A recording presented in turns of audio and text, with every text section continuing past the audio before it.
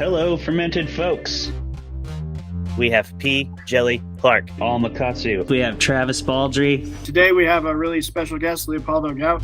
Are you reeling it in and defending clowns? I am. Earth doesn't even exist in Battlestar Galactica. This show gives me heartburn. I was like, I loves it, I hate it.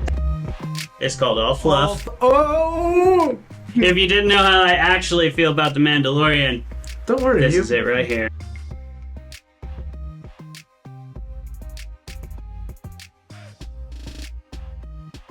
Hello, fermented folks. Welcome to another episode of Fermented Fiction, the show where we debate movies, books, and shows in the genre fiction categories while drinking beer with awesome guests. And we're going to do that yet again tonight. And we're going to be debating a hell of a topic. We got the Blade Trilogy coming at you. So one of the most 90s-ass episodes we've ever done. And our guest tonight is Brian McAuley. Brian, can you tell everybody a little bit about who you are and what you write, and then we'll do some introductions of ourselves and get into it. Yeah, thanks so much for having me. My name is Brian McAuley. WGA screenwriter. I've written for film and TV, everything from Lifetime original movies to Fuller House for Netflix, and more recently I've been writing a lot more novels. So Curse of the Reaper, which was one Esquire called it one of the best horror books of 2022. And then I did the Candy Cane duology of Christmas slashers.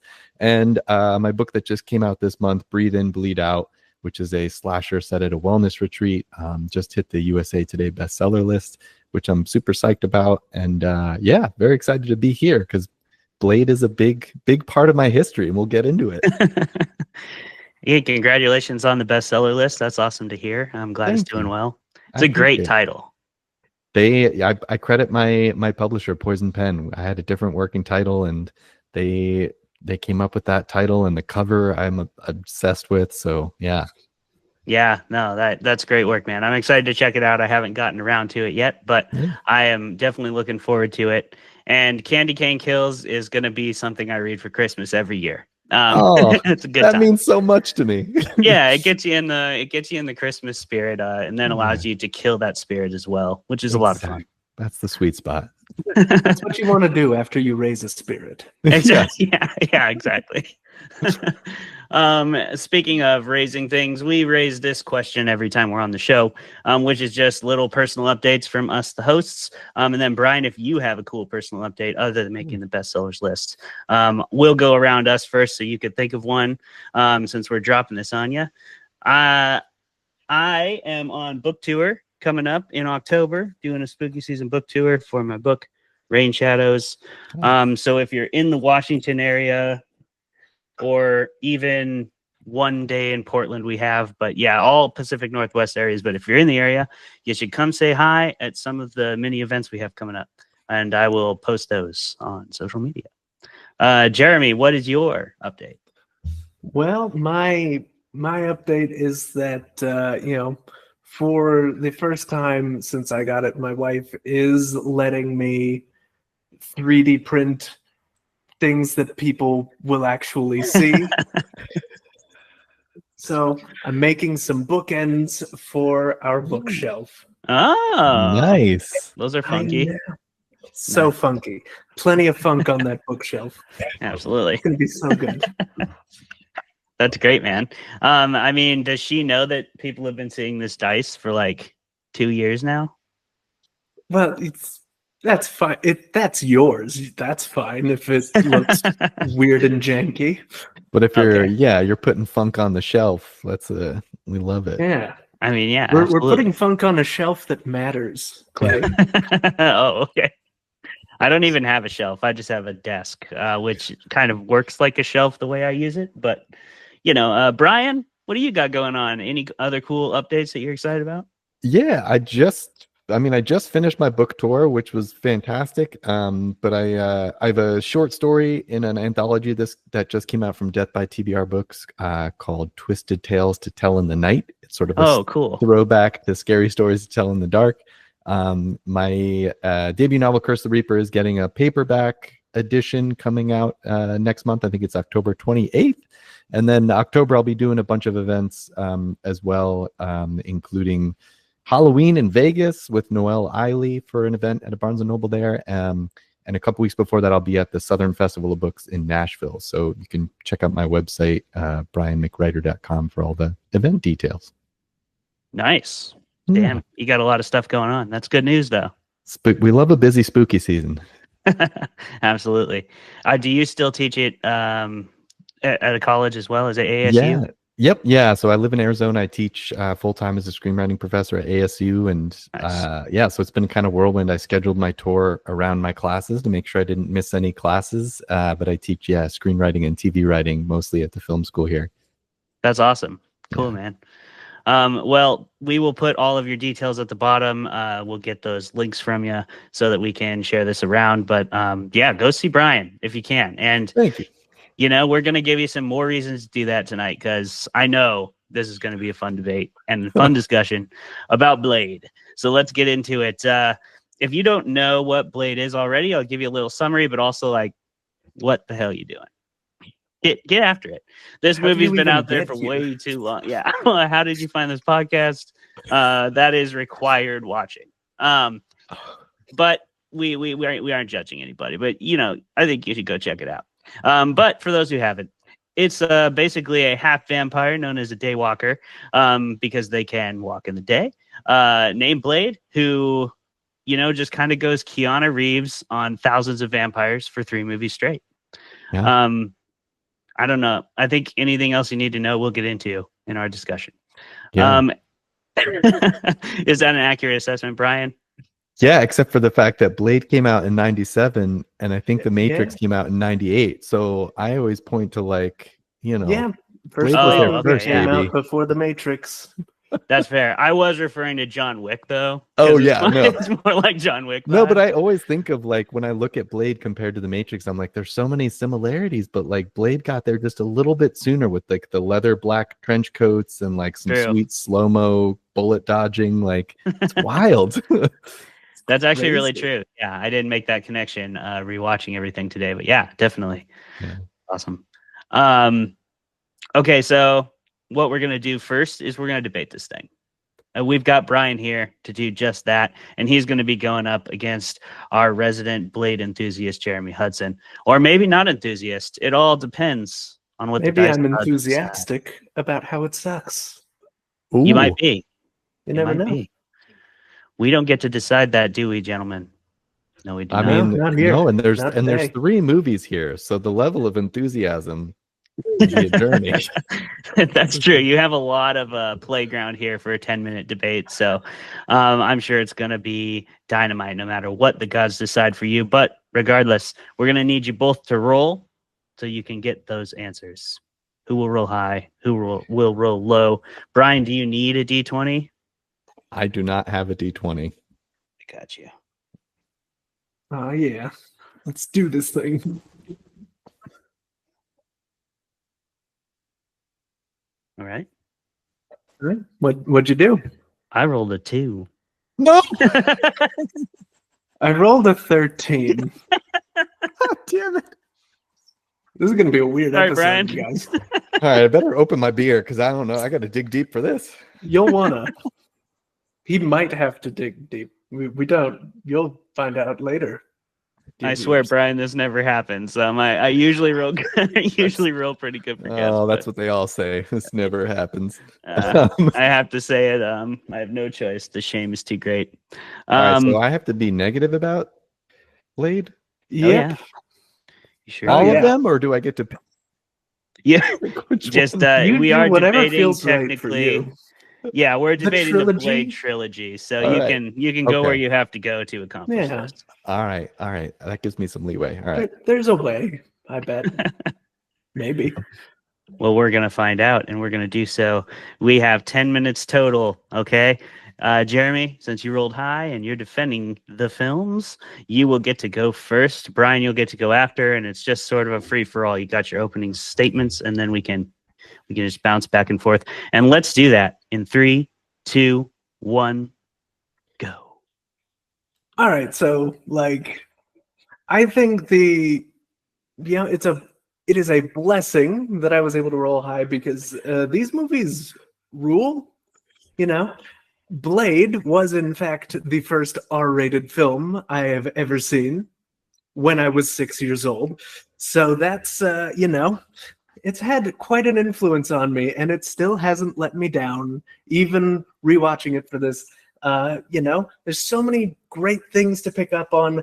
There is just the incredible blood rave scene in the first Blade that just sets the tone for the entire series. Absolutely incredible. The fact that the Blade in these movies, played by Wesley Snipes, was so cool that it actually changed his depiction and his origins and his abilities in the comics, on which we can say this was based, I guess. And you've got great villains pretty much throughout. Deacon Frost, perhaps too cool of a villain to be in any of these movies. You've got the Reapers in Blade 2. You've got Parker Posey being so weird and menacing in Blade Trinity. It's, the whole thing is a sight to behold. And we cannot forget that the first Blade film is responsible for, I'm pretty sure, the greatest line in a vampire film, or perhaps any movie at all, which is, some motherfuckers are always trying to ice skate uphill. That's, my God. There's the amount of good that these movies contain is staggering. And, I will kick it over to you, Brian. All right. Well, here's the thing. Blade came out after the entire first season of Buffy the Vampire Slayer had already aired. So I'm going to stake the claim, if you'll pardon the pun, that Buffy was there first. Like the staking vampires to Ash, like it was all familiar territory. Buffy did it already. There's nothing original about Blade. God, it hurts to even pretend like I don't like this movie. What else? Oh, Deacon Frost? Come on. That's your villain? He is like classic 90s fuckboy. Like there's zero threat from Steven Dorff. Sorry, Mr. Dorff, but like there's no threat because we'd all hit that. Yes. Right? That's fair. I mean, Donald Logue as the comic relief, like shoot, I'm okay. So Blade 2 then, I mean Blade 1, you have this dramatic killing off of Chris Christopherson's character, and then Blade 2 pulls the ultimate cheap trick of like, psych, he wasn't killed after all, that big dramatic kill off, we're bringing his character back again. Blade 2, it seems like 80% of the dialogue was ADR recording. It feels like watching like an Italian zombie movie from the 70s. Really bizarre performances there.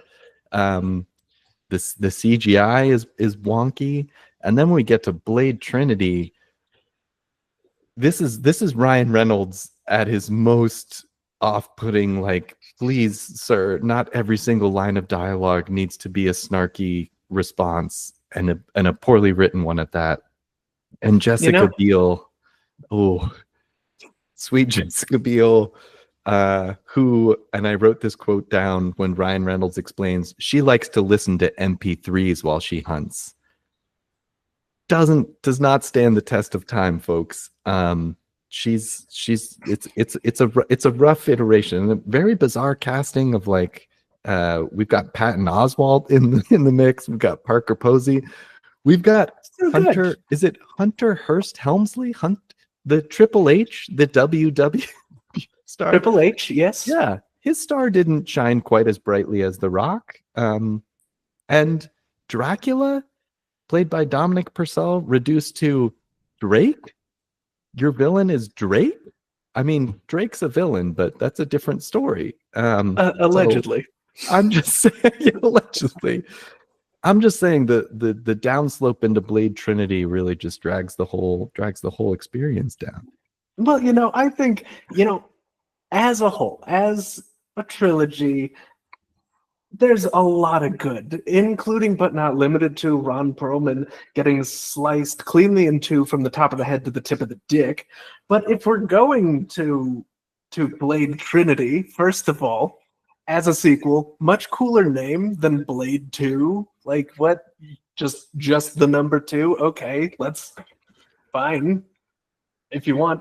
But also, I frankly appreciate, as much as I am perplexed, that Dracula has two main go-to forms, one of which is horny predator Darth Maul, sorry, and the other is beefy street magician.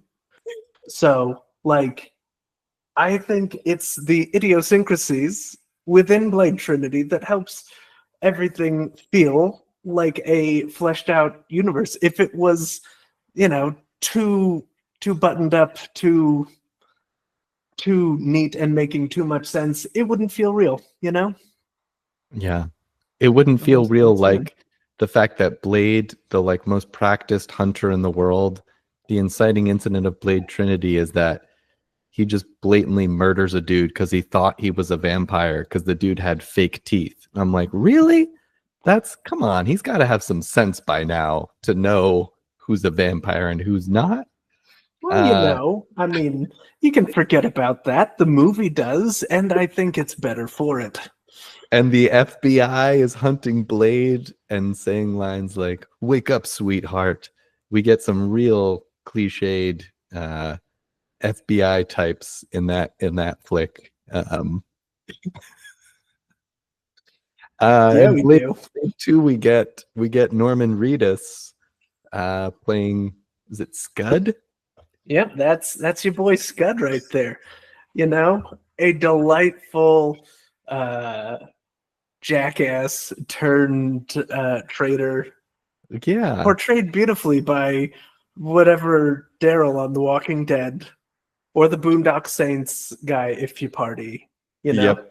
If you party. Yeah, we need to talk as well about the Blood Pack in Blade 2, who like get this like huge buildup as like this like, I mean, like really Dungeons and Dragons type team of like, there's the guy with the big hammer, there's the swordsman, there's the armsman, and then like literally it's like you've got Donnie Yen cast in your movie to like kick some ass, and all he does is do one double kick at a Reaper before he gets murdered. Like nobody gets to really kick ass. You build up this huge team of like aliens type Marines, and then they barely do anything before they all get killed. It's such a letdown.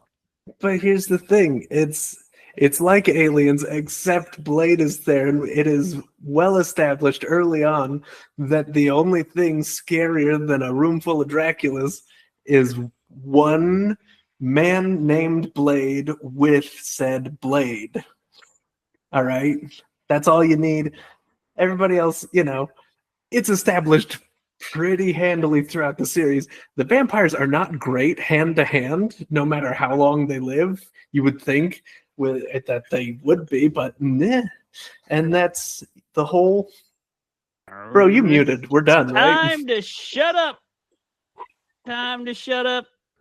Because we have accomplished that debate. Brian, you made it, boy. That was so uncomfortable. I hated it so really much. Tough. You were, I owe you one, man. I owe you one big time next time I see you for rolling that too. But thank you for you soldiered through it, and we appreciate that. I mean, listen, the Blade Trinity comments stand, but Blade 1 and 2 are impeachable. Unimpeachable, rather. That's totally fair. That movie is just an excuse to interrogate Ryan Reynolds for 15 minutes or 50 minutes. 50 minutes. That was the longest interrogation scene of all time. Yeah. And I love how really hard. I know, and I love how the head female vampire's like whole storyline is just that. Like she's literally doing it when she gets killed. She's like, "Tell me, Yeah, it's like, you're still trying this." Like, how did this not get resolved by now? Or did you not at least just... I don't think he's going to talk. She's just really dedicated to the cause. Yeah. Yeah, I mean, he is, very dedicated. So, great debate, y'all. This is the part where we're going to crack some drinks together. We are going to, we're going to bury our figurative hatchets now that we have shed blood. And we our really glaives. should. I think it's called a glaive, the weapon that he throws. So Yeah, we should bury at least one Bury one glaive. glaive. I also love too how Dracula rocked the one pauldron look. I want to talk about that at some point, but it was a move. Oh, well, we'll talk about it. I have a Get there. Gotta I get have there. a note here where it's no one asked Drake why he took off his shirt. Like, what did he do that for? The shirt was barely it was like 2/3 of a shirt It to was begin with. barely a shirt, and it was mostly pauldron, but like that. It didn't make it through the transformation. Yeah, No, that was an interesting choice. Speaking of interesting choices, what'd you drink in there, Jeremy? Well, I took extensive notes throughout the film to see what the most appropriate thing to drink would be. Okay. Turns out, throughout the entirety of the Blade Trilogy, two things ever get like consumed on screen. One is blood, Yes. but the other is Jack Daniels. Oh, God. So I have okay. the Jack Daniels Single Barrel Select. Don't you Wait, just? who drinks Jack Daniels in Blade? Can't That think of is Whistler when Oh, he's fuck. telling Karen Blade's backstory. Oh God, I love Whistler so much. We'll get into God, he it. rules. Whistler rules so hard. Even with the cheap comeback, it's like you're actually not too upset about it. No, not at Yeah. all. I'm not. How about you, Brian? What do you got? I live directly above what is probably the best brewery in Arizona, Phantom Fox Beer Company. Nice. They actually, a lot of their beers are horror themed. They actually did a beer last year in honor of my Candy Cane Kills book called Sleigh Bells, Slay. Oh, sweet. But what I'm Beautiful. drinking now is their collaboration with the local bar called the Sleepy Whale, and the beer is called Echoes of the Purgil, which I think is a Star Wars like space whale. Okay. So it's a nice crisp West Coast IPA. Thoroughly enjoying it. Nice. What are you drinking, Clay? Well, I just kind of went to the store that was convenient for me to go to, and I grabbed what I could. And this is a Goose Island. They're from Colorado. Big, juicy beer hug. Because I like to think that almost all the events in Blade could have been avoided if some of the villains just had a few more hugs. Yeah. I mean, especially Deacon. Yeah. Oh my Bit of God. hugging would have done them some good. Yeah. Especially a 9.9 Imperial IPA. That would sedate anybody. It would even, this is what they injected into Blade's blood, actually. And that's the blue serum. Yeah. yeah. This is FBI certified and approved. So yeah, we're gonna crack this puppy open and see where that takes us. All right. And I didn't know Colin wasn't gonna make it. He's usually our facts guy. But I figured you guys are both Blade fans, so you could tell me some fun facts. The one fun fact I learned today, I learned a few, but I think you guys will probably know them. The one I was excited to learn was that Wesley Snipes is indeed a 8th degree black belt. And he's like a 5th in one and a 3rd degree in another, and that was also from a few years ago. So he might have got a couple more degrees for all I know. But you kind of can tell because that's something I like about this movie and something we're going to talk about for sure. But I love the fight scenes in this movie are so excellently done. No shaky cam, no so close up you can't tell what's happening. That's how you always know if these people are couldn't fight. Yep. But Wesley Snipes is definitely doing a whole series of kata routines and kicking serious ass. Yeah. Doing Or all that. kicking serious nuts at one point in the first Blade when Yeah. does that insane kick and kicks a dude by his nuts Yeah, up just- into the. Yeah, absolutely. Right through the launching and crushed testicles first. just directly Oh. through the comic plane above. Oh my God. That was awesome. But yeah, that's a fun fact. He is indeed a true black belt in a couple of different forms of martial arts. Jeremy, Brian, either of you guys got some awesome facts about Blade that you want to rattle off? Well, let's see. Blade's first comic iterations, as I alluded to, he did not have any notable powers in his first appearances in the 70s. Eventually, he did get the power that he can't be turned into a vampire. Okay. And, almost everything about him from the comics, modern comics, was taken from these movies because Wesley Snipes is so cool. So, I mean, Fair. before that was just his whole thing. He was a guy named Eric with a bandolier of daggers. Yeah. And, that was neat. And then I guess everybody got the notion that, like, oh, this could actually be cool if we just change literally everything about this. Yeah. But I guess, there's Colin even. Wow. Just in time. Just in time. But I guess Was that- one Hey, Colin. one more thing is in Blade's current canon for Blade is that he was actually born in the 1920s, and he doesn't age like humans like he does in the film. He ages like flippin' Draculas. Oh. Okay. Yeah. He really does get the long end of the stick then. Because he doesn't he doesn't have to turn It's into them. just the whole package. The whole package. They took that away from him in the movies because they were like, we're not sure how many of these movies they're going to sign off on. We might have to kill you. We'll see. I was trying to remember because, he appears in the Spider-Man animated TV show from the 90s, but was that before the film came out or after? It really I'm gonna look- depends. 'Cause I'm going to look when that was up. the Spider-Man TV show? 'Cause I know like around the time he had a nearly similar visual design where he was just, in a short leather jacket and some tight pants, dual wielding katanas, Yep. which is Because that's bananas. definitely the best way to use a katana for sure. I Yep. mean, the sword that has the pig sticker, as Donald Oh, Logue yeah. calls it, that just has that porcupine device in it.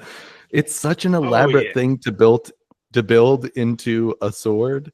Yeah, as that is a- wild.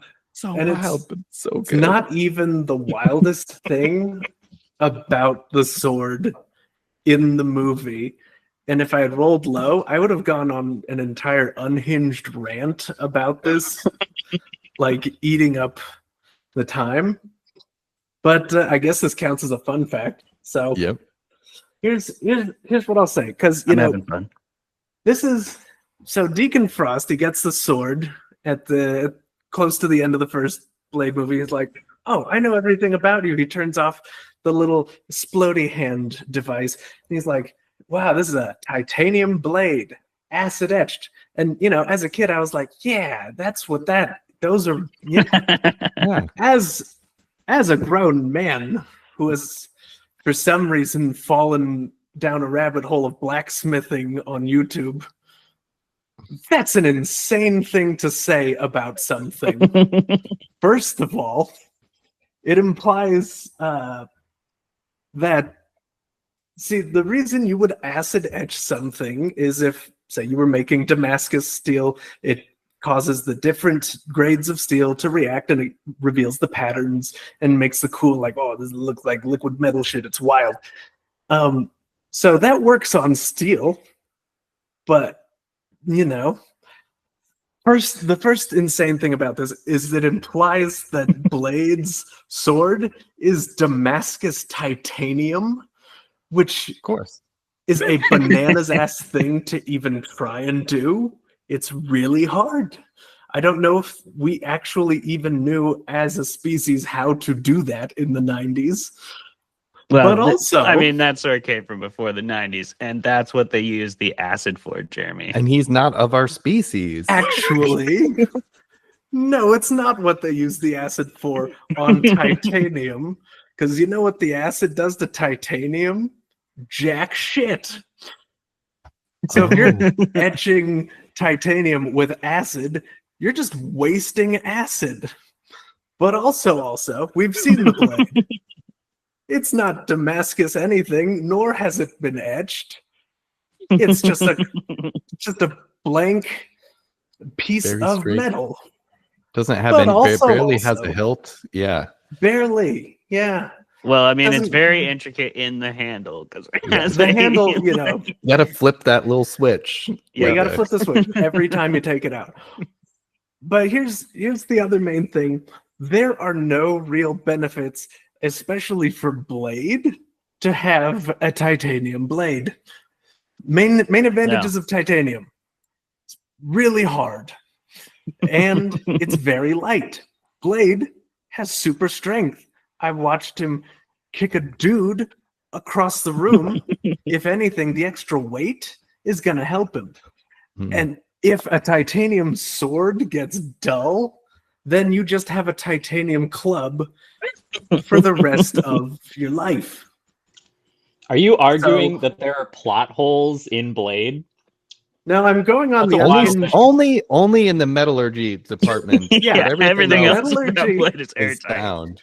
Yeah, And I did all right, I Writers. did some quick research, and it was in Spider-Man the Animated Series. He appeared in season 2, episode 9, which was in November of 1995. So this was 2 years before the film. oh shit. Okay. He also looks a bit whitewashed, if I'm being honest, which is deeply unfortunate mean- that they went that route. But I Wesley mean- Snipes fucking brought it back. Oh my god, he's so good in it. This is like easily like is there any argument that this is not his best role? I'm trying to think of anything else he's been in that would. I mean, he's good as in Demolition Man, but that's a different Demolition level. Man, that's Simon Phoenix is something else. Insane. I yeah, don't know. but this is Major League, Willie Mays Yeah. Hayes. Yeah.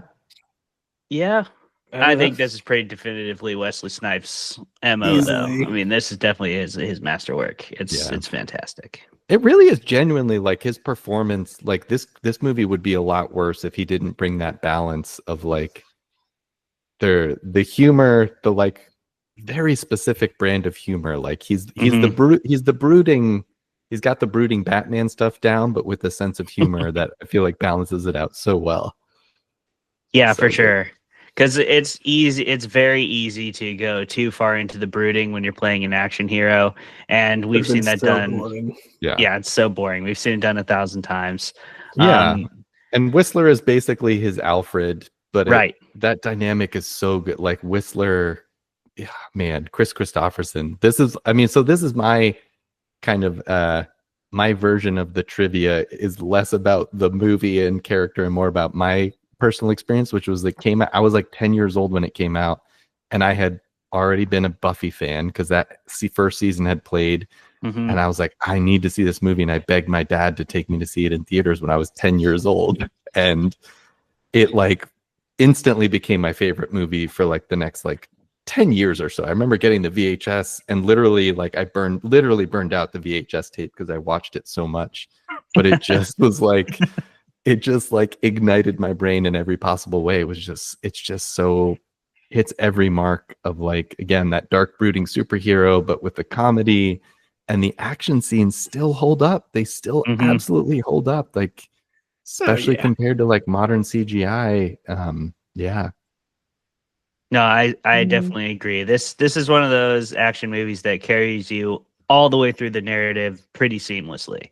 Yeah. I do not believe that for maybe Blade Trinity for sure, but like I do for the first two, it's pretty solidly like I felt carried through the movie, and I'm not an action movie fan actually at all. So this is very much not my kind of movie, but I did find Wesley Snipes' performance kind of weaving it all together was really, really strong.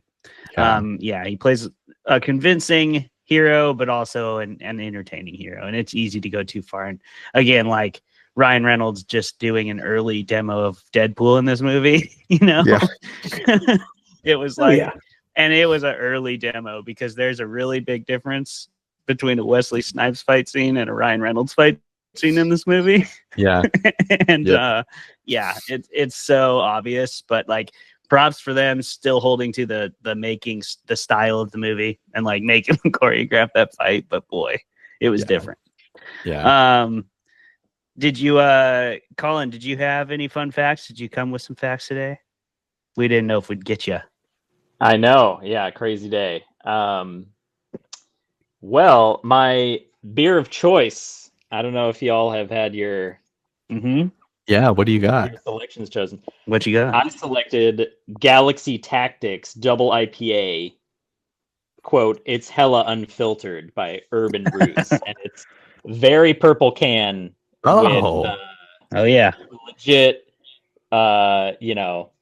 brother on the front with his big old afro looking fly. He looks looking fly as a hell. lot like original Blade. Yeah, no, really. Yeah, the original comic Blade has like that. I think he does have a purple shirt, kind of like disco vibes. Yeah, I think his first appearance, he had just big old afro, crazy glasses, a jacket, just like a green one or a purple one or something, bandolier of just knives. Sure. Love it. Yeah, Absolutely I was going to talk wild. about that. He made a couple appearances in the 70s in comic books, exactly like Jeremy described, but he had like wooden stakes. Yeah. Is what he had. He was like a bandolier of wooden stakes and also knives. Which I appreciate the update to those nice sleek silver stakes. I know. So good, but such expensive ammunition. In the first, all right, we need to talk about how the opening sequence of the first Blade film, I mean, to me personally, is like easily top 5 best opening scenes of any film ever, period. I'm biased because again, this movie defined me, but like every time I revisit it, I'm like, God, it goes so fucking hard. And like he uses that stake when he jams it under a dude's chin and pins him to the ceiling, like, oh, unreal. Oh. And I have to assume this is your first blood orgy you saw since you were 10. When no, you saw I was raised Catholic, so I saw a lot of blood orgies. I might no, but it really was definitely like I was like, oh my God, is this what parties are like? Some of them for sure. That's hilarious. No, it does. It goes really, really fucking hard, and it's a great time. Anybody else have fun facts they want to share? You It's going? okay if you Another don't. one. So, David Goyer pitched the idea of a Blade movie, and New Line felt there were 3 actors: Wesley Snipes, Denzel Washington, or Lawrence Fishburne. Oh. Yeah, I mean, sure. Funny, we're just I talking feel about like they all would have done good, but for Yeah. sure, Wesley Snipes was the best choice. Wesley Snipes, man. yeah. That crazy fella can move. And Lawrence Fishburne ended up in The Matrix, which we were talking about as a Right. a vibe. Yeah. That ended good. I heard that a few of the execs that got the first Blade movie off the ground met on a Michael Jackson music video as well. Like Wesley Snipes was in a Michael Jackson music video, and that's where he met somebody. It's crazy how many people got big off those like Scorsese, Michael Jackson movies back in the day. We talked about that with American Werewolf in London. Right. That director went on to do Michael Jackson. John Landis and John Landis. But yeah, it's wild to think about this movie coming out in 97. Like it's a pretty wild swing to do like this horror action superhero movie at a time when like superhero movies were not a thing. Right. This was really the first proper Marvel movie. I mean, I know there was that Fantastic Four Roger Corman one. But Sure, there was. Yeah. But this one definitely. I mean, I feel like it also blends like the noir vibes really well. So it really feels like this could be happening in the city, like beneath your feet kind of thing. And then I feel like Blade 2 goes a bit more kind of fantasy vibes, which I appreciate that expansion though. Yeah, you did add Del Toro to the mix, so that was just going to happen by proxy. Yeah. I remember like when that happened, like I was like when they announced Blade 2, because I was obsessed with the first one. I was like, who's making it? I don't know this person. And I went and watched Devil's Backbone and I was like, oh my God, that's like a very dark, emotionally traumatizing horror movie. What's this dude gonna do with it? But man, he knocked it out of the park.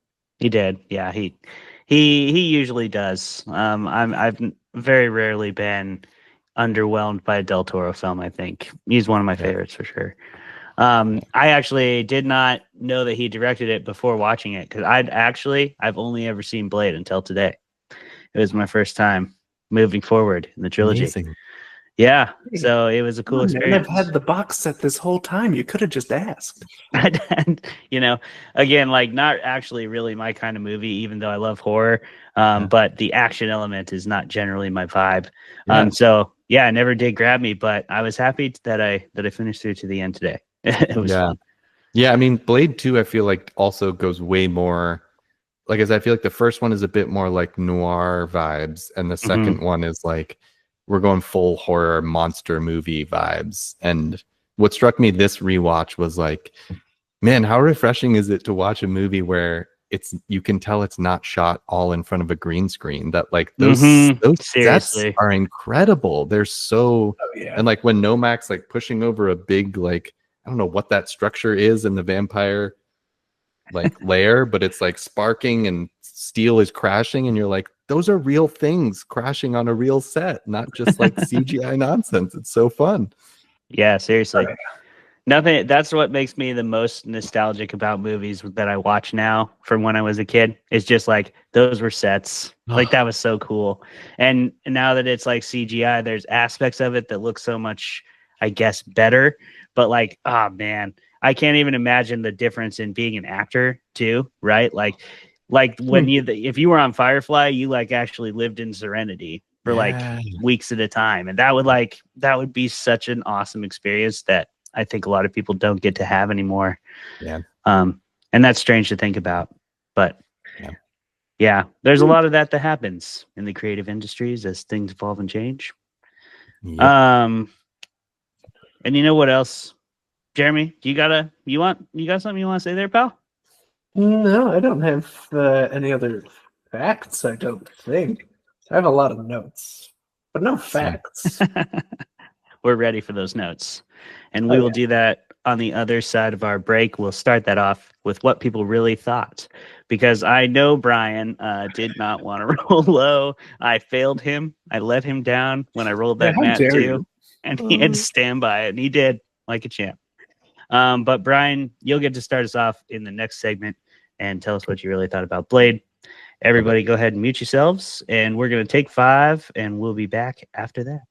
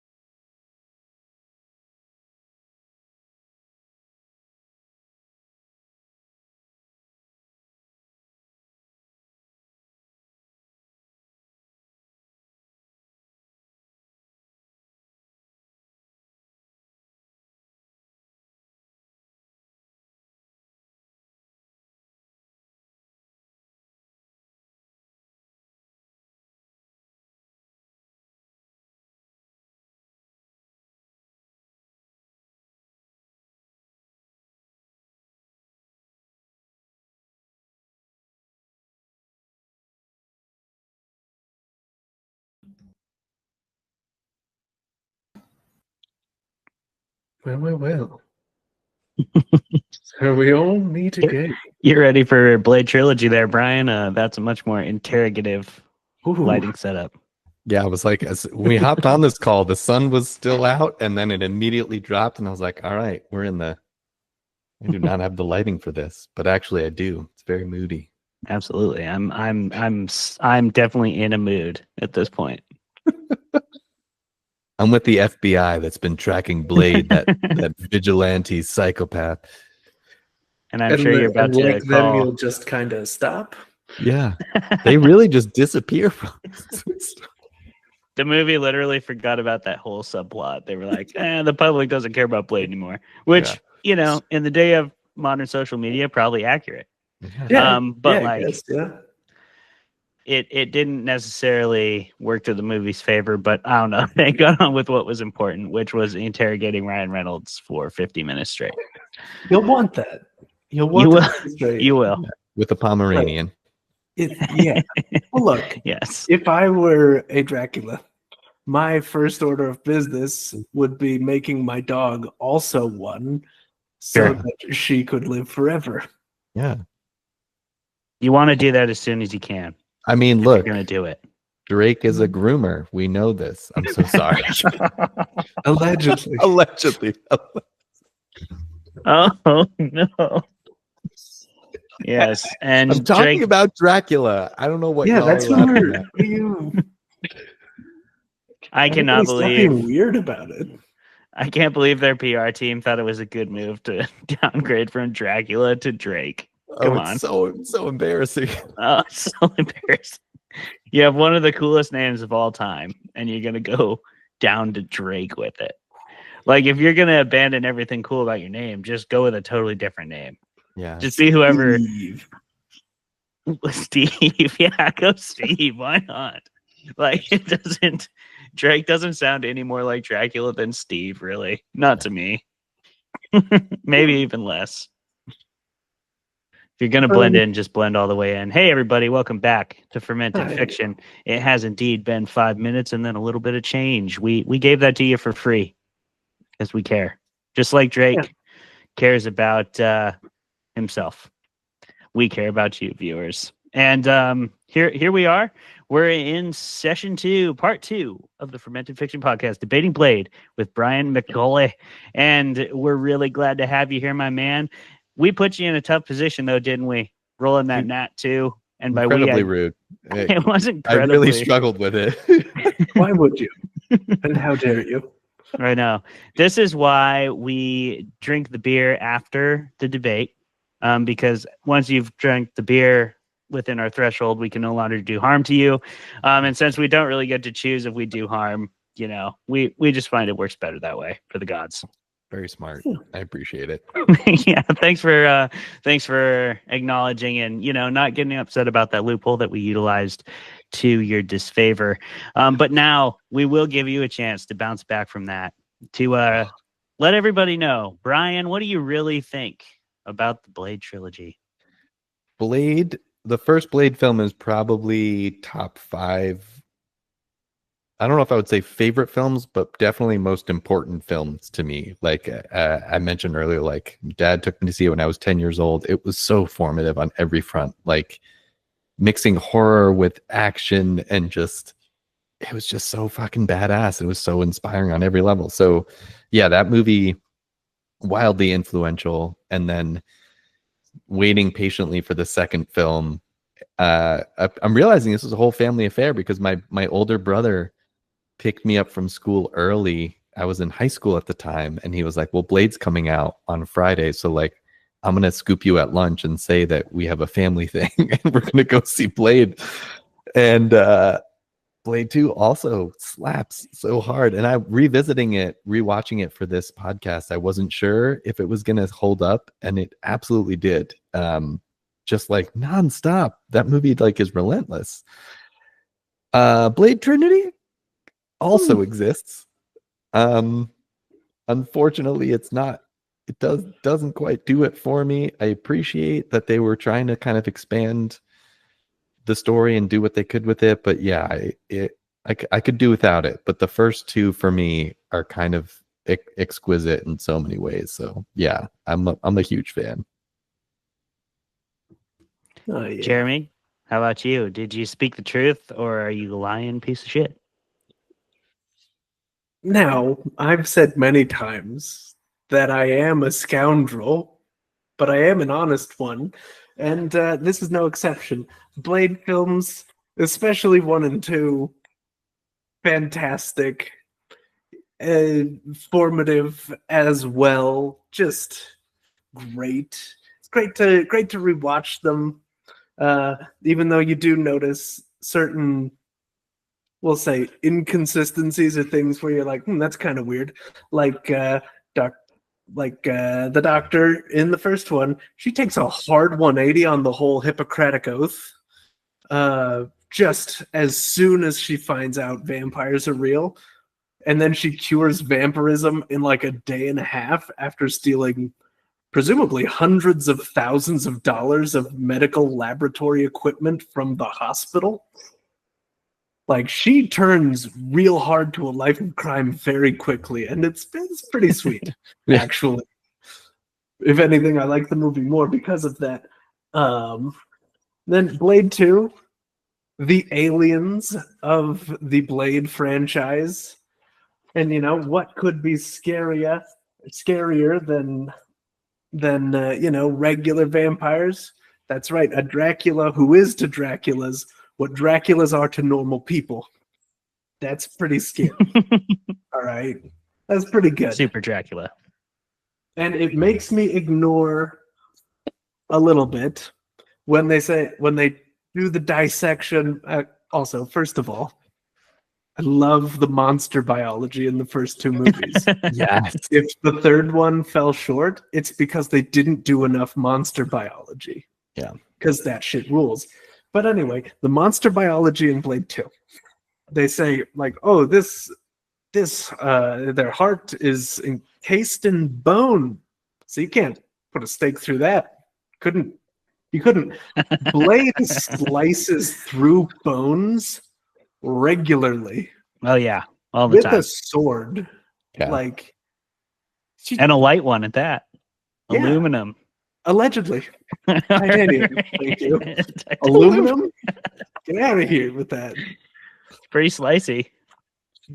Bro, Acid etched wouldn't aluminum. even work on- aluminum wouldn't even Aluminum have worked steel. on Quinn, and Quinn was the least threatening vampire in the entire series. They're made from kokanee cans.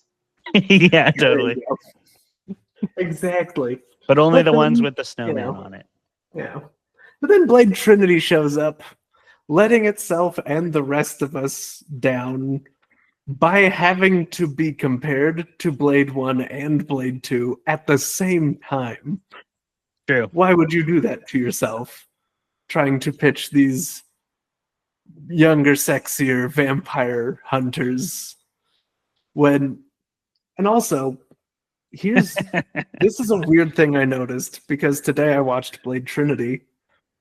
You know how in Gremlins it starts and ends with narration from someone who, Oh yeah. like, why is this person narrating it? By the end, that's what Blade Trinity does.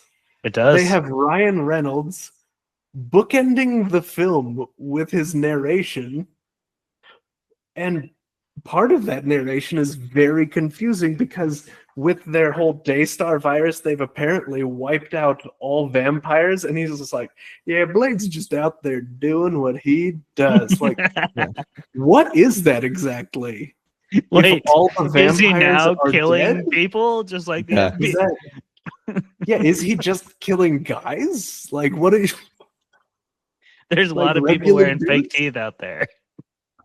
This is not the time to wear fake teeth. He only operates 2004, bad on year. Halloween Bad and year kill to have dentures. small children with pillowcases full of candy. Yeah, like, Blade Trinity makes a lot of, I guess, what we'll call choices. But Does make those. and The main choice being Ryan Reynolds.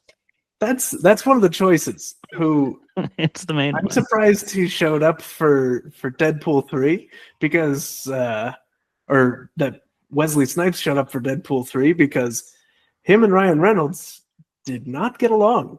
Wesley Snipes hated Ryan's guts.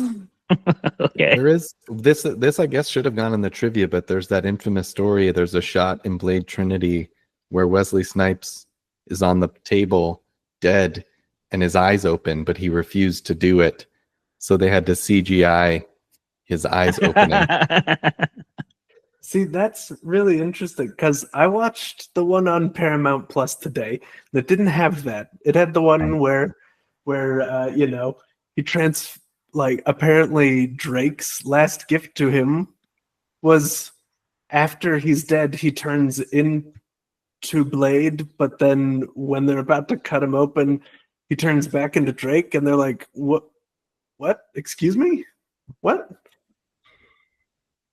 But there was a lot of stuff I remember from Blade Trinity not in there.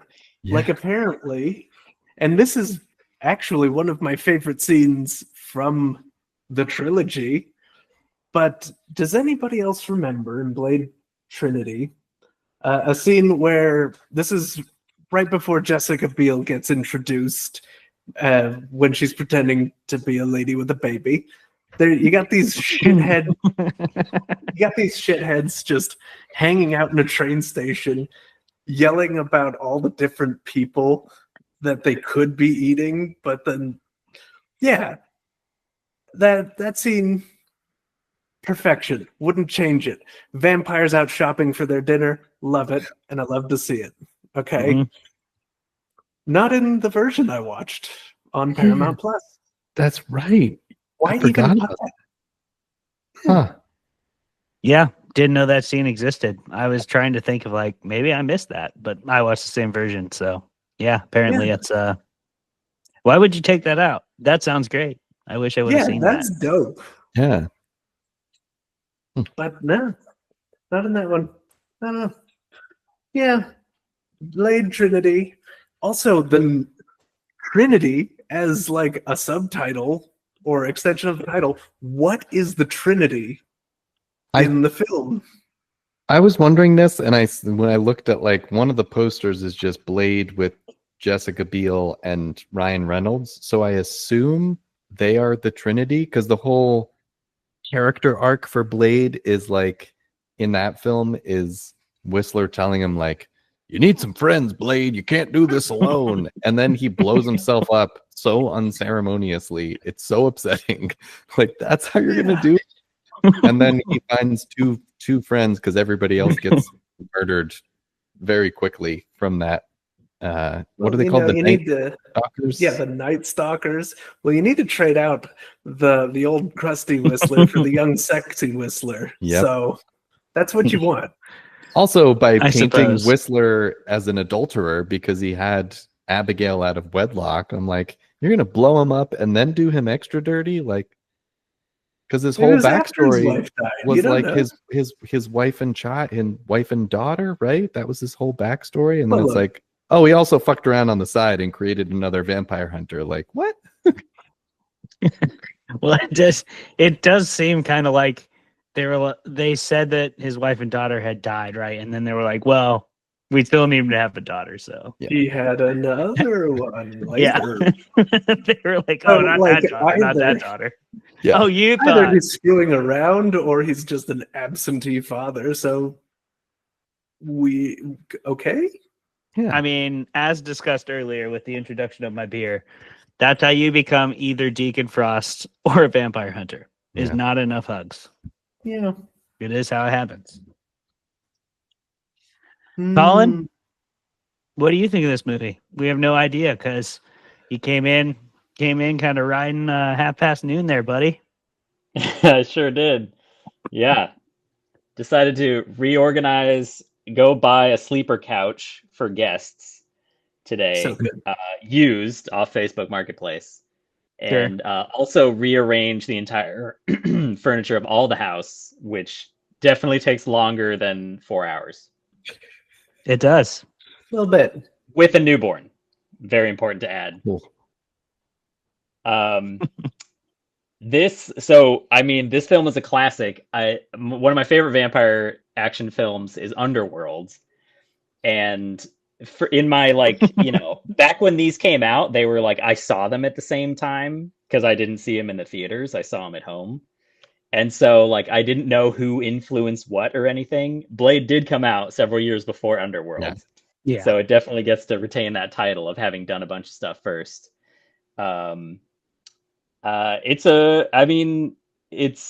It's like great, in every way. That's like a 90s slasher action awesome movie.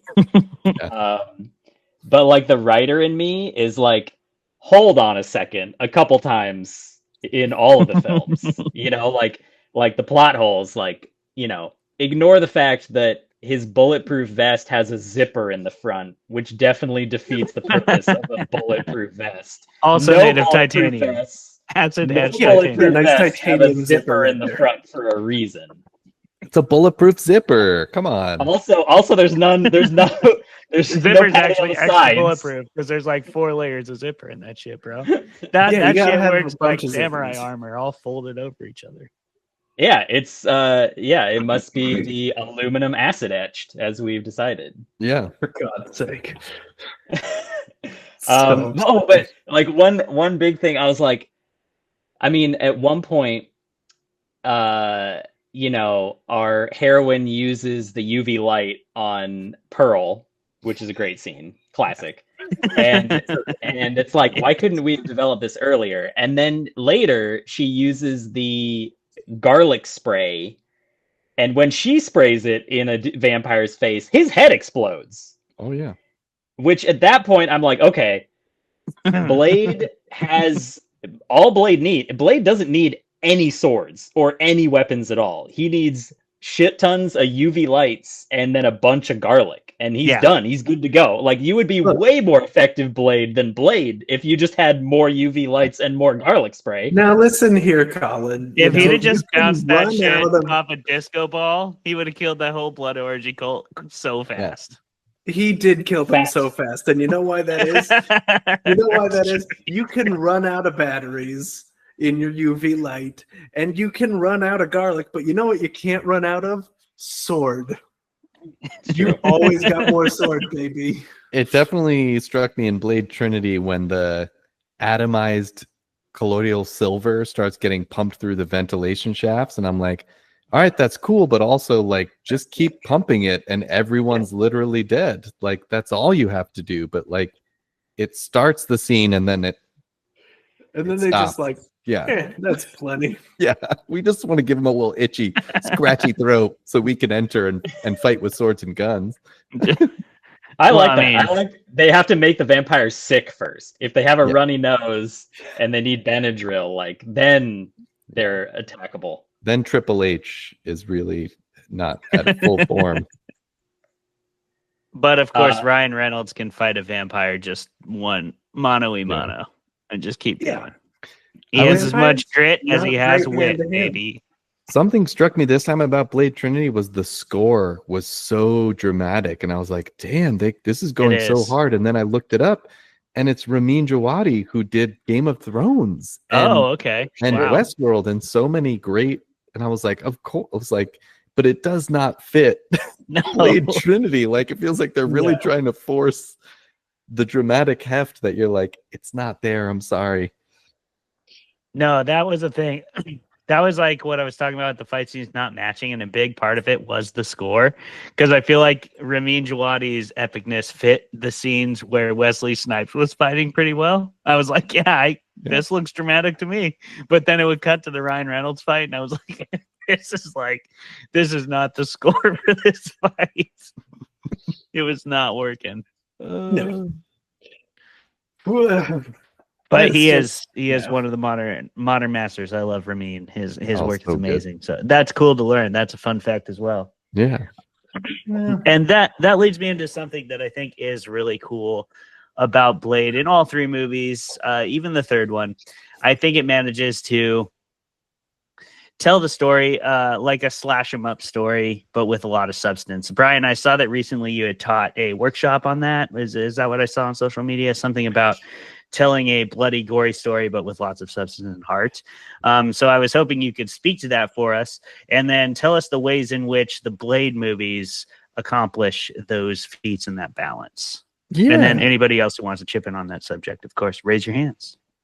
Yeah, I wrote a Crime Reads website, asked me to write something for them, kind of jumping off of my new book. So I wrote about like writing a slasher with brains and heart, but still lots of blood is the idea.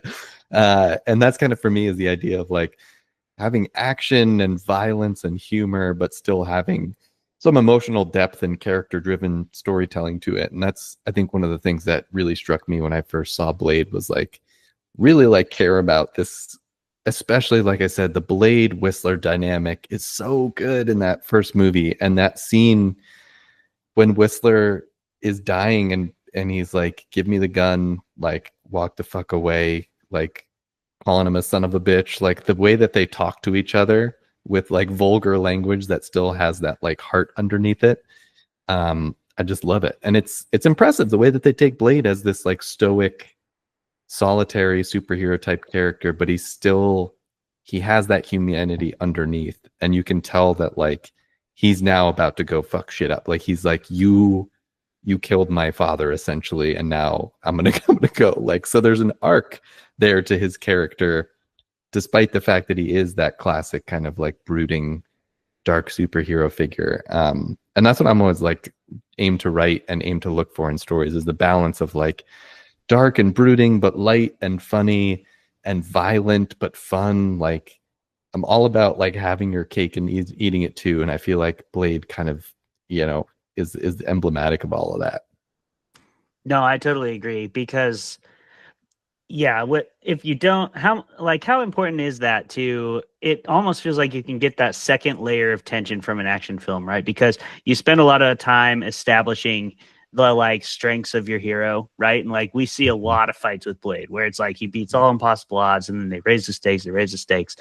I feel like you reach a threshold where you can no longer do that with like violence or action or active forward momentum, right? You have to kind of like add another layer of emotional depth to it to really raise the stakes for that final push to the climax.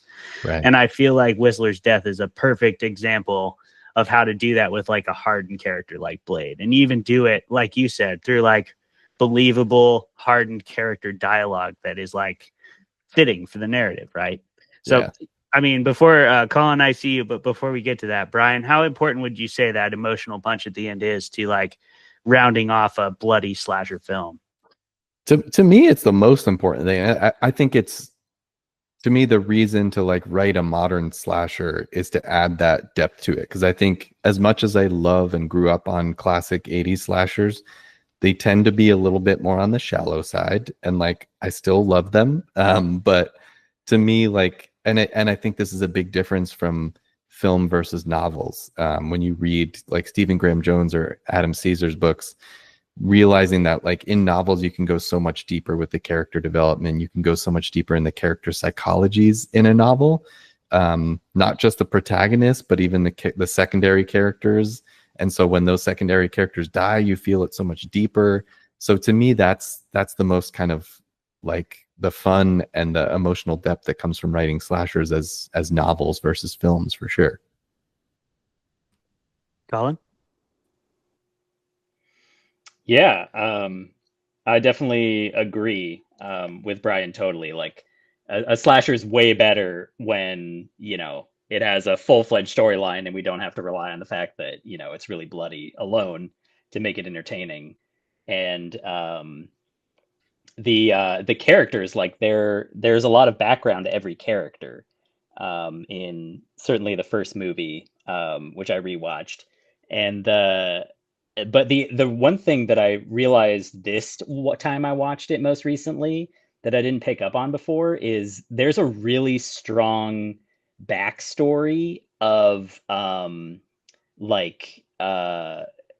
sort of stereotypes and anti-stereotypes and classes and class struggles You know, so it's really, they changed it in the second and third movie, but in the first movie, like there is very much like the white corporate, you know, heterosexual male vampires are running the world, and Blade and his scrappy group are like taking them on and actually giving them a real fight for their life. And then our main villain is also against that. So like Blade and him have a lot in common, both because of the relationship with their mother and who made him a vampire, but also just this class struggle and warfare about like who really has the power and who deserves to change it, and what methods are they using to do it.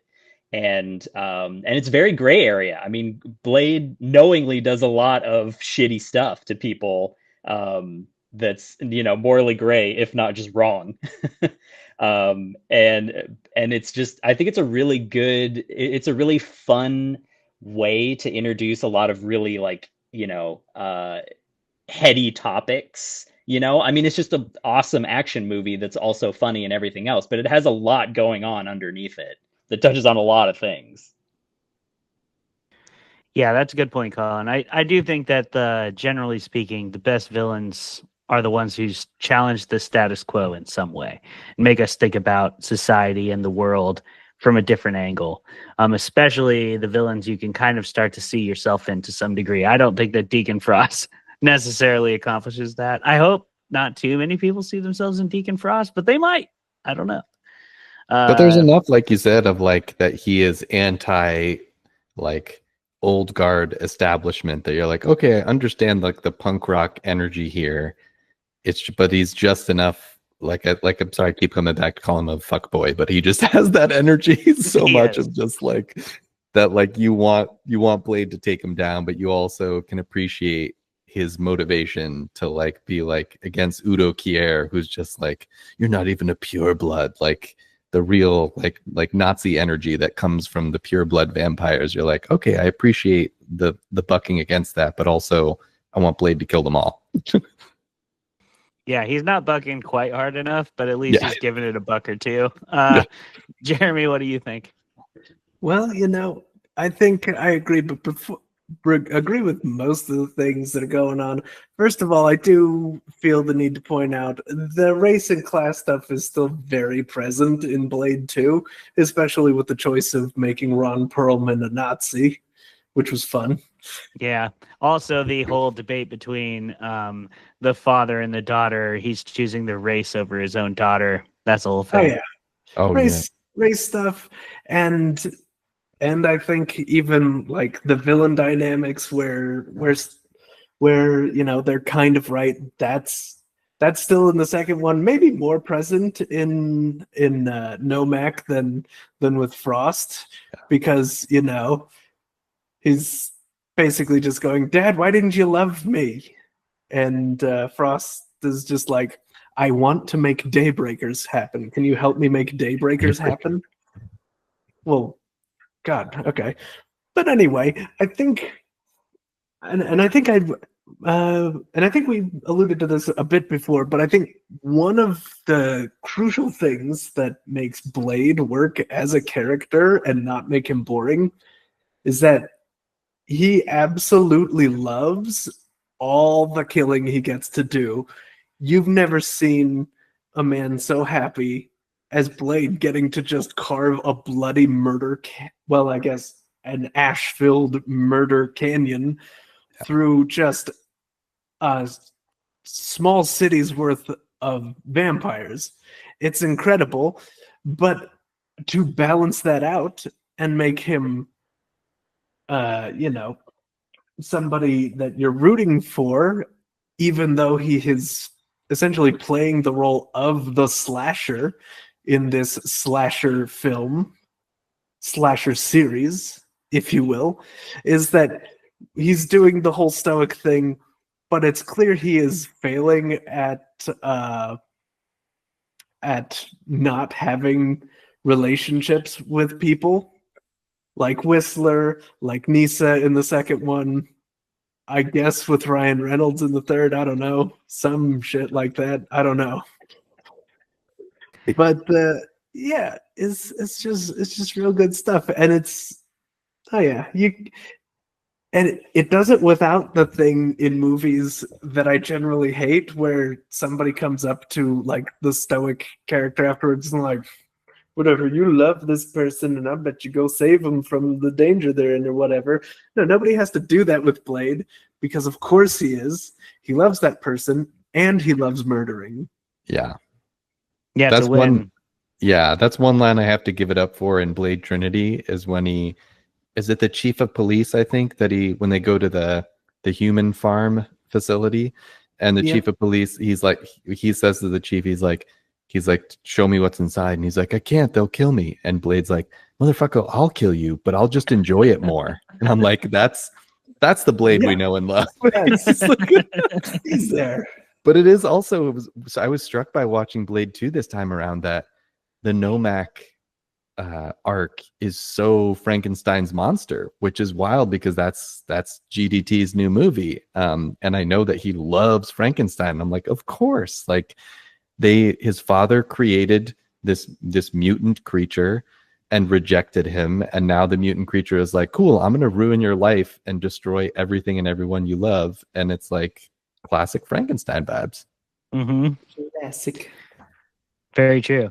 Do you think that if they'd have built an ounce of empathy for any of the vampires whatsoever, that Blade's actions would be held under a harsher light? I'm trying to think if I cared about any of them. I think they went out of their way to make sure you didn't. Yeah.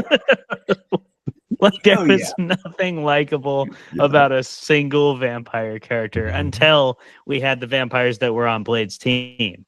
Yeah, which I guess you could say is something of a questionable aspect of this movie, because as Jeremy said, Blade does commit. You could call him a one-man army, but it's definitely also like a one-man genocide that he commits. Yeah. He kills a lot of vampires. So many. And there's no way everybody in that Blood orgy was just a high school bully and a complete asshole all the way through and through, right? Like somebody had to be just there like, hey, my friend said this would be fun. I usually just play board games. Yeah. Usually just do Vampire the Masquerade with like a meta element to it. Yeah, that's all. I only got infected because I got a little too involved in the community, but like now the Blood orgy is the only place I can ethically feed. Blade's just in there slicing this motherfucker into 16 pieces.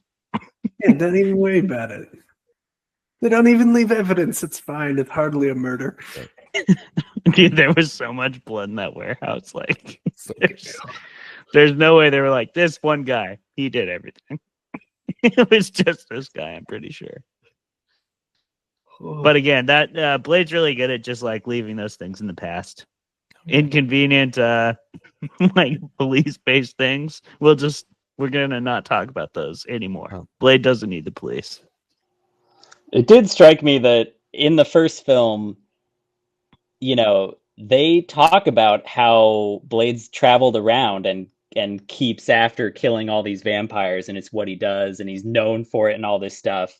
And it's like, why is he such a shit show when he's doing that? Like, why he's never had a plan ever. He's done this multiple times all over the world, and like this time he like saves a woman because she becomes a vampire, and she looks like his mom, so she can't. So but then he has to kill like cops in the hospital in order to get her out, and then No, he didn't kill anybody in that hospital. Plan.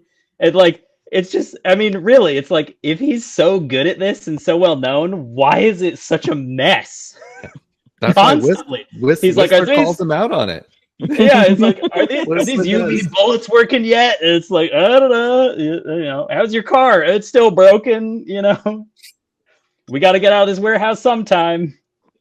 Yeah, look, people discover his hideout so regularly. I don't know why he doesn't just have a regular address. It's clearly not making a difference. But yeah, I mean, you could just walk into that warehouse. Yeah. Right? And the UV bombs that are created in Blade 2, like, oh my god, why does he not have them in Blade 3? Because they would solve again, like it would be really easy to kill these vampires with just constant UV blasts, but like to use like little silver stakes to stab them. All you need, he needs a garlic farmer, and he just loads up a weed sprayer with garlic, and you can wipe out a bunch of them. Dude, you could just like north by northwest the entire city, but with garlic spray, and that would solve it. You really just need a spray plane. That would be a lot more efficient. You know, this does bring me to one of the, we'll say, most aggravating things about Blade 2 is the UV grenades. They have such confused, like, I have no idea what they're even supposed to do. Why does like a big box full of them work better than just even a single one if they're all doing the same thing? And it creates like blue flames, which doesn't make sense. Blue flames. It shines the light it's so around corners. And like if you go underwater, you're safe, which doesn't make any sense for how light works, because it would just refract through and fuck your shit up again. Like I don't. They have UV lights on their guns, and then they put a filter down, and suddenly it's fine. Which is not the way light works. You can't see UV. No. Yeah, you can't put a filter on light you can't see to make it visible light. Well, man, I think that's those why this Reapers- movie. That's why it's not sci-fi. I mean, But the film is still cool.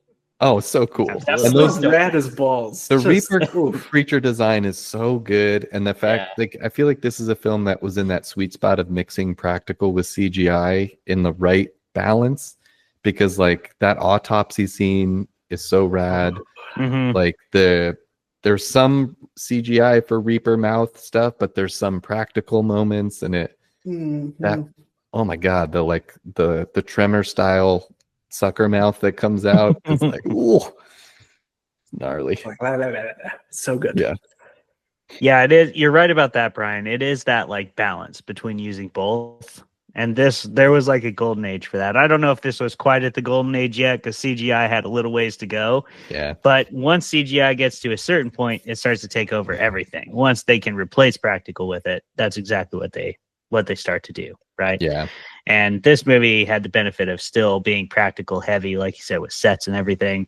And I do think that's what movies we miss that. We miss that in movies. Yeah, More sets. still do notice in Blade 2 some of the PS2 cutscenes that they have just kind of spliced in there. Oh, for sure. There's some of there was the first fight scene when they infiltrate Blade's lair and they're doing the sword fighting against the big bright lights, and it's like clearly like awkward CGI sword fighting. Yeah, the CGI like, person doesn't know how to move like Wesley Snipes moves. No. Maybe you should have put him there. It would have been a lot easier, and a lot more effective as well. Something I wanted to talk about in terms of ease and being effective was transitioning from movie to movie, because it does feel in a lot of ways that Blade really is a trinity. A duology, not a trinity. It doesn't feel that way. It doesn't feel like it's trilogy. Like Blade 2 honestly did everything that it needed to do for me. And I would have liked it if they just kind of just called it a day right there. But it does feel like that was in the age of like, yeah, let's run that back. 2002 to 2004 is a way quicker turnaround. And I know you've kind of done this too, Brian, with Candy Cane Kills, but like trying to run things back in a duology and doing a character-centric saga or trilogy or duology, like that sounds like a really hard thing to do, because in a single book, your character is going to complete an arc of sorts, and then in the second book you have to find a way to sort of, for lack of a better term, top that, especially in a duology, right? You have to bring something new to the table. You have to raise the stakes. You have to continue to increase that tension and that, but at the same time have your character still feel like the character from the first book, right? Yeah. And I do think Blade and Blade 2 did a pretty decent job at that. But I'd like to know what you think, and if there was aspects of Blade and Blade 2 that worked in that regard, and maybe work some of your own experience with writing a duology into it, because I think a duology is tough to write. Yeah, it's interesting because I think this was this rewatch of Blade 2, and I've watched Blade 2 so many times, but this was the first time, weirdly, that I recognized all the aliens similarities. I was like, holy shit, this is really a copy paste, but in the best way. Like, I love when people are like, let's just wear influence on our sleeves, with like, instead of the Marines, it's the blood pack. Instead of the alien nest, it's the sewers. Like, there's a lot of similarities that to me work really well. And similar to that franchise, like Alien and Aliens, I love. And I think that is the perfect Ripley arc. And then Alien 3 also exists, and Alien Resurrection also exists. And I'm glad they exist, because there's a lot to like about those. I have a soft spot for Resurrection because it came out when I was like 10 years old and I was just discovering Aliens. But like, honestly, Alien and Aliens are kind of a perfect duology, I think. And similar feeling about Blade and Blade 2. And then my own experience, with Candy Cane was, I wrote the first one as a individual standalone slasher, and then it did well enough that the publisher was like, do you want to do another? And I realized, I was like, well, the first one was Christmas Eve, and if I'm going to do a sequel, I want it to pick up immediately where that left off, kind of Halloween 2 style. And then when I wrote Candy Cane 2, I was like, I think this is it. As much as I'm grateful that people really enjoyed it, and some people are like, we have to have more, like every Christmas, please. And I'm like, I'm with you. I love endless slasher franchises, and also, like, I gotta say, I think it's just a duology, which is an interesting thing, because I feel like trilogies are talked about so much more, but they're so rare to get right. And for me, Blade Trinity does not get it right. But yeah. Jeremy. Yeah, and I think I agree. I think what makes Blade 2 work as a sequel in a way that Blade Trinity definitely doesn't, is that it doesn't really tread any of the same ground as the first one, but it still feels like a direct continuation of the original story. Like, it picks up basically right where the first one left off, and almost nothing about the first one has to be like rewritten or retconned for the second one to work, other than the second one going, oh, by the way, there actually was a loose end in the first one, and Whistler's alive-ish. So let's get that. Yeah. Let's get that squared away. But it doesn't even bother you, because Chris Christopherson kind of rules, and he's great in the movie, and it's like, whatever, don't worry about it. Yeah. It's interesting, because now I'm thinking too about like Scream 2 is an exquisite sequel, like as far as part 2s of a slasher, and then the franchise keeps going. And I love that it keeps going, but like, that's a good 1-2 punch. Friday the 13th Part 2, I love more than the first Friday the 13th. And I think that's a good 1-2 punch, because it's like, well, we didn't get Jason in the first movie, so here he is. So yeah, there's something about the duology that I feel like is underappreciated, because so often the duology then spins off into many more sequels.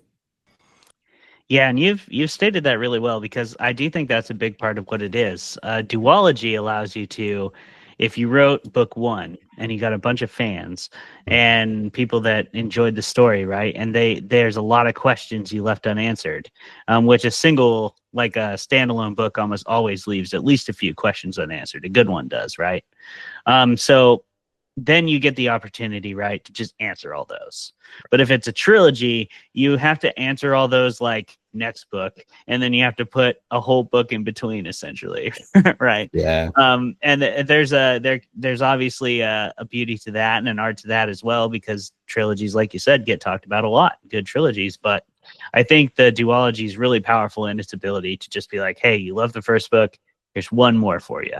Yeah. And then this is over, because if I don't stop it now, it becomes Halloween, and you will have 13 of these things. Like, Yep. by the time you hit 13, like, I don't know how many people have watched all 13 of them. I'm sure a lot of people, but there's definitely a drop-off point, I'm sure, where it's like, okay, I don't know about if I need the 8th one, the 9th one, Or like, a movie we referenced earlier, The Matrix, where you're like, maybe 1 was the right number there. expanding that world didn't work out so well. Right, because We the more you need the expand mix. it, the more you have to explain, and then less everything makes sense. And it's like, okay. Yeah, there's something to it, right? Where a story is over. Like, that's also something that, like, I like a lot about a lot of British TV. Like, Mhm. they're not afraid to be like 3 seasons, 2 seasons, the show's over. This is how long the show was written for. Breaking Bad was a good example, right? Like, they had 5 seasons written. That's how many they filmed. And then, but you can go the other way, like Game of Thrones. That could have been like so many more seasons if they'd have just used the material they had. They could have done that and made it even longer, and tried to give George more time to finish it. But that's a whole nother thing, you know. Yeah. Yeah, I don't know what y'all think about that, but my last question here before we wrap up tonight is about writing in a specific genre, subgenre or a theme, which you've obviously done with holidays. You've done it with slashers to a fair extent. So, like, this is also bumping up. Blade obviously is bumping up against a couple different, like, pretty expectant audience bases, right? Which is tough to do, like you said, especially in this time period. Like, horror was not popular at the time. So going out there, doing an action movie, I think probably helped Blade pretty substantially, where ironically today, I don't know if it would, right? Because we've got some Marvel burnout, and horror fans would probably be like, this is not what I wanted. Yeah. Horror fans, I don't know, today I think are looking for pretty dark stuff and pretty, but I don't know, there's a lot of variation to that, obviously.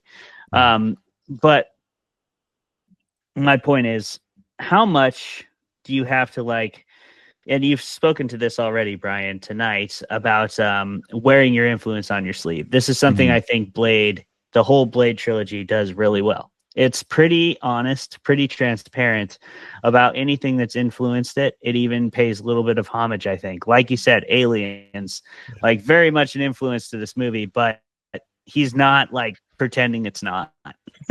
Like, yeah, those aliens, you got that from Aliens, you got that from Tremors, and, like, we're not pretending that you didn't, and neither are you, and I can appreciate that. The same goes with Dracula, right? With now, this is a very, like, arguable version of Dracula. I understand. We've got the one pauldron, we've got a lot of things going on, but ultimately, the deepest V-neck. yes, just the deepest V-neck. I'm wearing my Dracula shirt, by the way, but yes, you are. it's because my Drake shirt is in the laundry. But well, that one's a V-neck. It would have made your pecs look a lot better, but it's hard to read Drake on it because, like, 3/4 of it's cut out by the V. But it's worth it. It's worth it. DR and then AKE over here. That's all you need. That's all you need. But, you know, they do pay a level of homage to it, I think, especially in that. So in Blade 2, the way you level up the stakes, right, is to introduce another layer of vampire, essentially, like another level that is affected by it's even harder to kill them than it already was, and then they also feed off the vampires. So then you introduce these ideas of vampires are not just one thing either. There's levels to that as well, and there's hierarchies and lots of stuff happening, right? And then it's hard to raise the stakes past that, I feel, without going backwards to, like, the original, to the gods or whatever, which is kind of what they did with Dracula, right? And they had technically been building to this since the first one. He's trying to bring back this blood god. It makes sense. It would be the OG Dracula, right? The changing his name to Drake is a choice, but, like, ultimately, I do think they were paying some homage. So how important do you think it is when you're writing in a subgenre or some explored territory and putting your own stamp on it to make sure you pay homage to those that came before you? And does that ever take away from you putting your own stamp on something? Brian, we'll start with you, and then if you guys want to jump in, that'd be great. Yeah, I love this question because it's something I address in all of my writing workshops with my students. Day one, I share a quote from filmmaker Jim Jarmusch, who talks about how, like, originality is non-existent, and to, like, take that pressure away from yourself. And the way to achieve authenticity is to actually really draw from all of your influences and like celebrate them and not be ashamed of them and not try to hide them. Because if you draw from enough of them, you're cobbling them together and creating your own unique voice out of them. And I always point to Quentin Tarantino as like the prime example of this, right? Like all he's doing is drawing from his favorite movies and books and influences.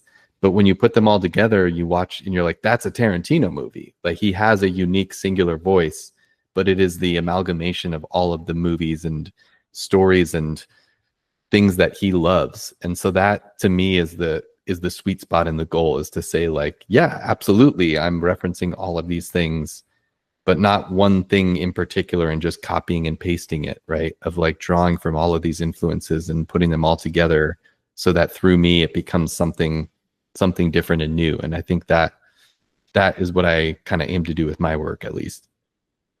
Yeah, and there's a big difference between being inspired by and being derivative, right? Mhm. Like in so many ways, like when you're inspired by something and you go on to tell some stories that a lot of people connect with, that's awesome because that keeps those things alive. Yeah. Like there are things that, I mean, you have to think about it. It's crazy how fast we forget, right?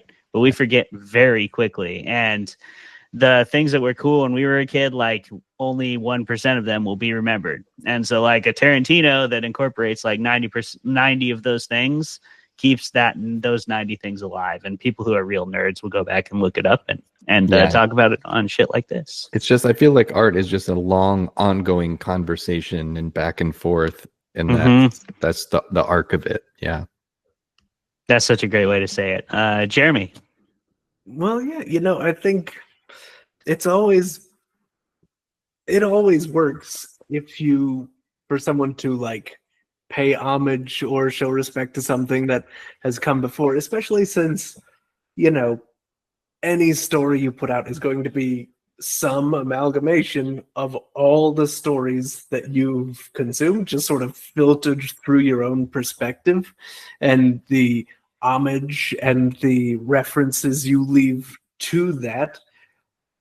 The amount of people that are going to get all of them is one, and that's you because you're writing it. You put it there. You know what your shit is.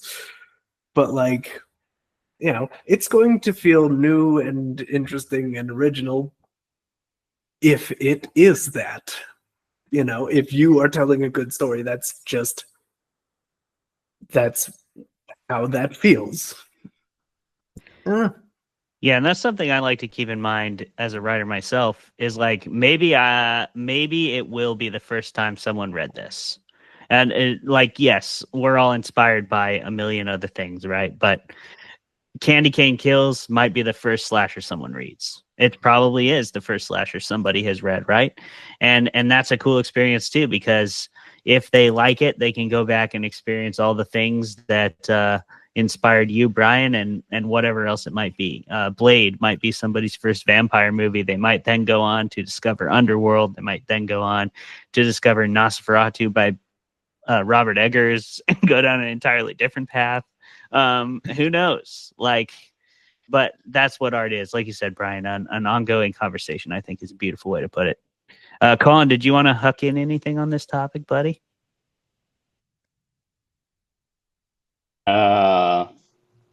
I always can.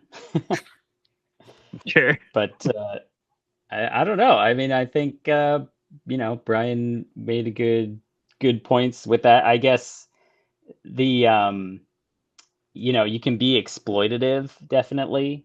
And so there's probably a lot of ways in which Blade like pulls from a whole bunch of other stuff that was going on at the same time.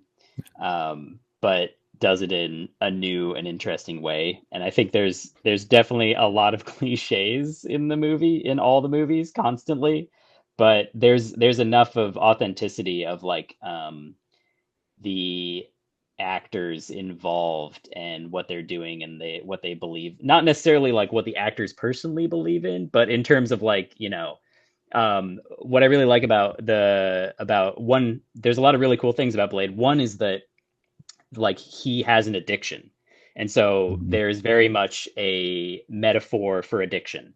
The vampires are addicted to blood, he's addicted to a serum that he has to continue to take. He's slowly getting resistant to the serum that's like keeping him alive and keeping him who he is. So that's a direct metaphor for like drug use, but it's also a direct metaphor for like not just illegal drugs and illicit drugs, but also just like normal drugs that people take for like their thyroid and stuff, you know, like same sort of thing. And Wesley Snipes really sells it. I mean, when he takes this serum and various versions of it that get created, like, I mean, he is shaking and rattling everything around him. And I'm like, I mean, that's good acting. You're there with him. It's crazy. He sells it. Wesley Snipes kills it in this movie, no question about that. Yeah. And speaking of illicit substances, let's go ahead and rate this thing because I'm out of questions and we're about out of time. Brian, thank you so much for being here, my man. It's been awesome to host you. Thank you for having me. Hell yeah. Let's go ahead and round this out with a Fermented Fiction rating, which, if you don't know, is a totally chaos-based and pretty irrelevant rating at the end of the day. We go by this. How many drinks or hits of weed or whatever you like to consume must you consume to enjoy the Blade Trilogy? And we are talking about the whole trilogy tonight, my friends. So judge accordingly. How many do you need to enjoy it to its fullest? So this is not to say to enjoy it at all, but to enjoy it to its fullest, to hit that absolute sweetest of sweet spots. How many drinks, how many hits do you need? And we'll start with you, Jelemy. Well, there we go.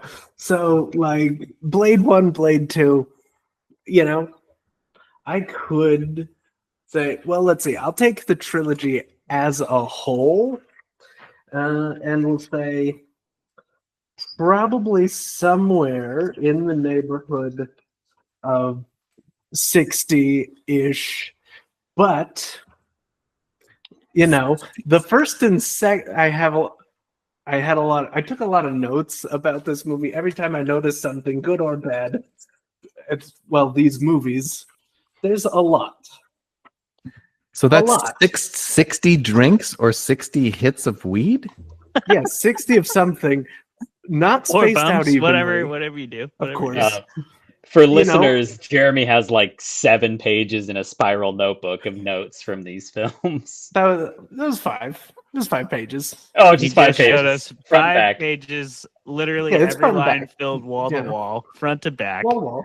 Also some in the goods and margins, bads but in that this was, movie. you know, The I was margins. taking notes of what people were drinking. Turns out that was a short list. Just I did wonder blood about and that, Jack actually. Daniels.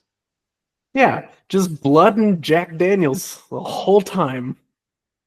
God bless these movies. But anyway, you don't want to space that out evenly. Otherwise, the first 2 are not going to be a good time, right? So I'd say 2 to 3 for the first couple. And then when the third one starts, right, you're going to want 3 right away. For the trilogy, we'll say the Father is Whistler, the Son is Blade, and the Holy Ghost is the Pomeranian. And then just keep going until you lose consciousness on that one. Neighborhood of 60. Call the paramedics With 2 to 4 beforehand. for the first 2 movies. Yeah. So even spreading it out is like drinking like 54 on the last movie. Yeah, that's more than this bottle. Certainly. Yes.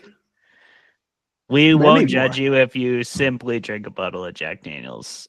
You'll still achieve the Jeremy Hardscale victory achievement. That's hardcore victory right there. Yeah. Usually Jeremy gives the hardest core answer.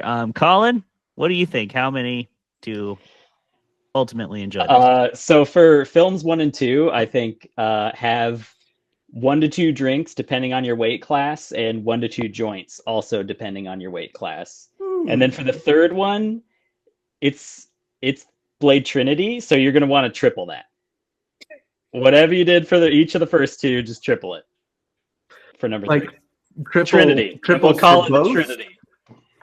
triple the Not total triple for the both. first two, No, or no. like I Triple the assume total you're having for the one. same. You're having the same number for the first film and for the second film, and then triple that single number okay. for the third, because it's the That- Trinity. That's pretty reasonable. That's pretty Yeah. reasonable. That's playing the game on either medium or easy. We'll see what Brian says. All right. Here's the thing. 1 and 2, I saw when I was like 10 and 14 or 15, respectively, and they both still hold up, in my opinion. So I'm going to say you don't need anything to enjoy the first two. They are great as is. 3, not so much. But here's the thing. I don't think any amount of alcohol or weed is going to make it any better. And I will say that I allegedly may have had an edible before watching Blade Trinity last night, and it did not help. It just made me more annoyed and impatient and just like, God damn it, why is this still happening? Why did they make this choice? So I actually don't think that it helps the experience. So I'm going to stick with 0 across the board. That's my answer. That's the completely opposite take, but for basically the same reasons. Exactly. like I need you to abstain from literally every physical sensation of when you really watch this movie, and you can try to enjoy it more, but you won't. No. Yeah, that sounds way harder than mine. I know. It's like you're saying it already hurts enough. Yeah, exactly. Yeah, it's like when you're depressed and you start drinking alone, and you're like, stop yourself, Don't amplify. and you're like, this isn't the right choice. That's what drinking for. You know what? I came in here maybe a little closer to Colin's mindset, but you've convinced me, Brian. You've convinced me. I don't think that drinking makes it better. And if edibles didn't do it, then I don't know what would. Maybe LSD.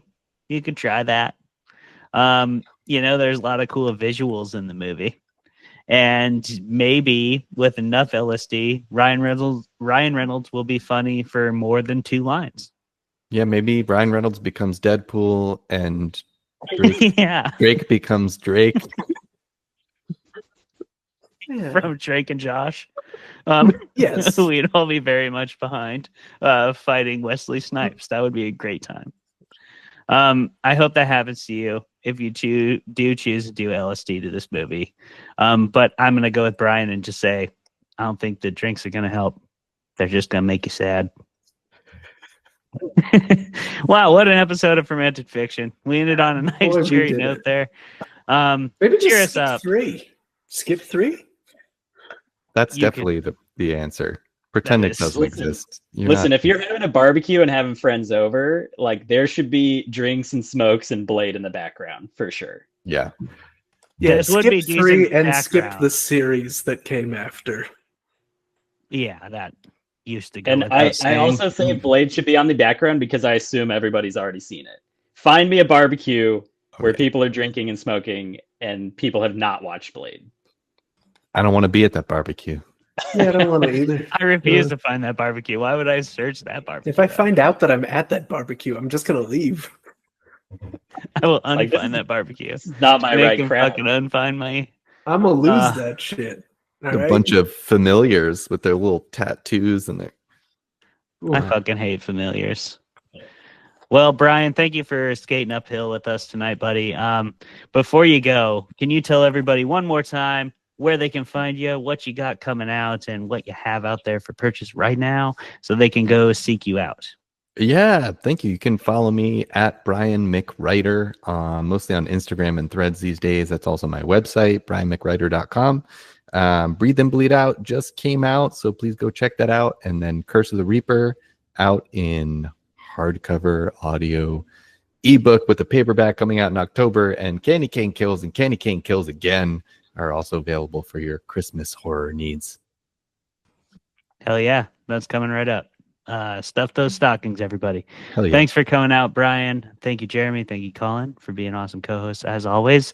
And thank you, listeners, for being here for this ridiculousness, for all the blood-drenched fun we had tonight. We will see you next time on Fermented Fiction. Next week, we have Philip Fracassi, and we will be debating the show Severance. So tune in. We'll see you there.